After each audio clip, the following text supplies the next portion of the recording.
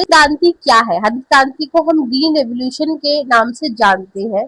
तो ये क्यों हुई थी भारत में? हरित क्रांति भारत में इसलिए हुई थी क्योंकि आपको मैं बता दूं कि भारत में खाने की कमी हो गई थी और भारत में बंगाल जो देश है उसमें भुखमरी से बहुत सारे लोग जो है वो मर गए थे।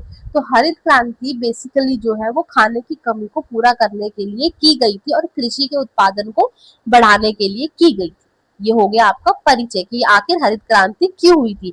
इसमें क्या किया गया, जो कृषि जिस प्रोसेस को फॉलो करता था उस प्रोसेस में कुछ चेंजेस कर दिए गए, उसमें नई टेक्नोलॉजी ला दी गई ताकि जो कृषि है वो ज्यादा से ज्यादा जो है वो पैदावार कर सके और खाने की कमी जो है वो खत्म हो सके। क्योंकि हमें हमारे पास खाने की इतनी कमी हो गई थी कि हमें दूसरे देशों से जो है वो गेहूं जो है और चावल जो है वो मंगवाना पड़ रहा था। हम दूसरे देशों के ऊपर जो है वो हम निर्भर हो गए थे। यहाँ तक आपको समझ आ गया। और इसका मुख्य उद्देश्य क्या था कि जो बढ़ती जनसंख्या है उसके लिए पर्याप्त भोजन, ताकि जितनी भी जनसंख्या बढ़ रही है कम से कम लोगों को 2 वक्त की रोटी जो है वो अच्छे से मिल पाए। ये क्या था, इसका मुख्य उद्देश्य था। यहाँ से आपको समझ आ गया। अब थोड़ा सा यहाँ देखते हैं कि हरित क्रांति एक ऐसी कृषि प्रक्रिया थी, मतलब कृषि की प्रक्रिया में परिवर्तन किया गया था जिससे क्या किया कि वैज्ञानिक तकनीकों के माध्यम से जो है अच्छी अच्छी उपज देने वाले बीज, जैसे HIV बीड्स जिसे कहते हैं, उसका सॉरी सीड्स का यूज किया गया था। ठीक है, ताकि फसल में बहुत ज्यादा वृद्धि हो। अच्छी कीटनाशक दवाइयां छिड़की गई ताकि फसल कीड़े ना खाए जाए। केमिकल ज्यादा से ज्यादा अच्छे केमिकल्स का यूज किया गया था। ठीक है, यहाँ तक आप लोगों को समझ आए कि हरित क्रांति क्यों थी। थोड़ी मेरी तबियत खराब है तो थोड़े से डिस्टरबेंस हो रही है, तो प्लीज उसको इग्नोर करना, आप यहाँ पे समझने आए हो।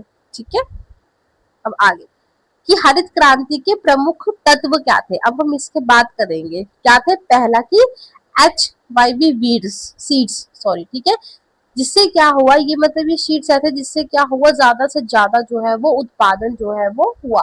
कि मतलब ये शीट्स ऐसे थे कि इससे बहुत अच्छी फसल हुई, जैसे गेहूं और धान की नए किस्में। ठीक है, रासायनिक उर्वरक और कीटनाशक का बढ़ा हुआ प्रयोग, कि मतलब में जब अब अच्छी क्वालिटी के शीट्स यूज कर रहे हैं, कि जो कैसी शीट्स है जिससे बहुत जल्दी जल्दी पैदावार होती थी, तो उस समय क्या किया, तो उस समय हमें कीटनाशक दवाइयों की तो ज्यादातर केमिकल्स का जो है इसमें यूज किया गया।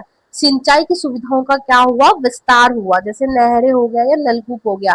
कृषि मशीनरी का भी काफी ज्यादा उस समय विकास हुआ, ट्रैक्टर का यूज किया गया, हार्वेस्टर का यूज किया, और कृषि अनुसंधान और प्रशिक्षण की वहां पे क्या हुई, व्यवस्था जो है वो हुई। अब आगे बात करते हैं कि आखिर हरित क्रांति के जनक कौन थे। तो भारत में हरित क्रांति के जनक डॉक्टर MS स्वामीनाथन माने जाते हैं, और विश्व स्तर पर इसका प्रवर्तक इनको कहा जाता है, नॉर्मन बोरलैग को जो है उनको कहा जाता है, जिन्होंने क्या किया था, उच्च उपजता वाले गेहूं की किस्में जो है उन्होंने विकसित जो है वो की थी। यहाँ तक आपको समझ आ गया। अब आगे बात करते हैं। हरित क्रांति भारत में इसलिए थी कि भारत में काफी ज्यादा खाने की जो है वो कमी आ गई थी, और कृषि जो है वो पुराने स्टाइल से जो है वो कृषि जो है वो करता जा रहा था, जिससे कृषि खेती तो बहुत ही कम कर रहा था, और भारत में जनसंख्या भी इतनी ज्यादा बढ़ गई थी कि हरित क्रांति लाने की काफी ज्यादा आवश्यकता थी। अब इसके परिणाम क्या हुए, अच्छे परिणाम भी हुए। आपको पता है कि हर चीज का अच्छा परिणाम भी होता है, बुरे परिणाम भी होते हैं। उससे पहले मैं आपको बता दूं कि हरित क्रांति जो है वो कुछ ही राज्यों में हुई थी, क्योंकि जहाँ पे क्या थे, किसान समृद्ध थे। ठीक है, ऐसे किसान थे जो हरित क्रांति के बीज खरीद सके, केमिकल खरीद सके, कीटनाशक दवाइयां खरीद सके, वहीं पर हुई थी। जहाँ पे सिंचाई की अच्छी सुविधा थी, भूमि काफी ज्यादा उपज भूमि थी, वहीं पर ही हुई थी। ज्यादातर पंजाब, हरियाणा और पश्चिमी उत्तर प्रदेश और बिहार और मध्य प्रदेश के कुछ हिस्सों में जो है ये हुई थी।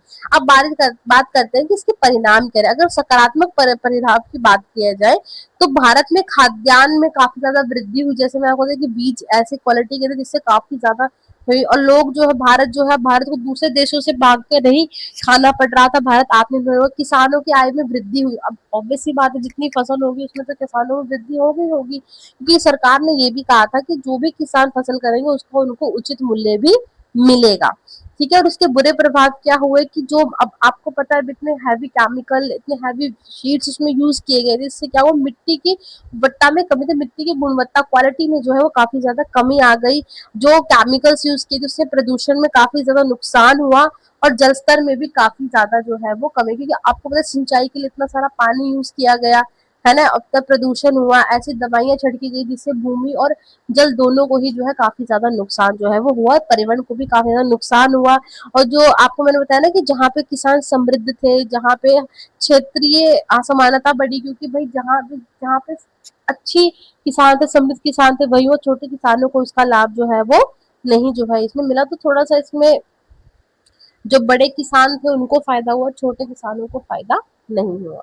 तो ये थे सकारात्मक प्रभाव और ये थे नकारात्मक प्रभाव। ठीक है, अब आगे बात करते हैं कि संक्षेप में अगर हम इसकी थोड़ी बात की जाए हरित क्रांति की, तो हरित क्रांति ने भारत में क्या किया था, भुखमरी को हटा दिया था, भारत आत्मनिर्भर बना, है ना। पर क्या हुआ, इससे पर्यावरण को भी काफी ज्यादा नुकसान हुआ।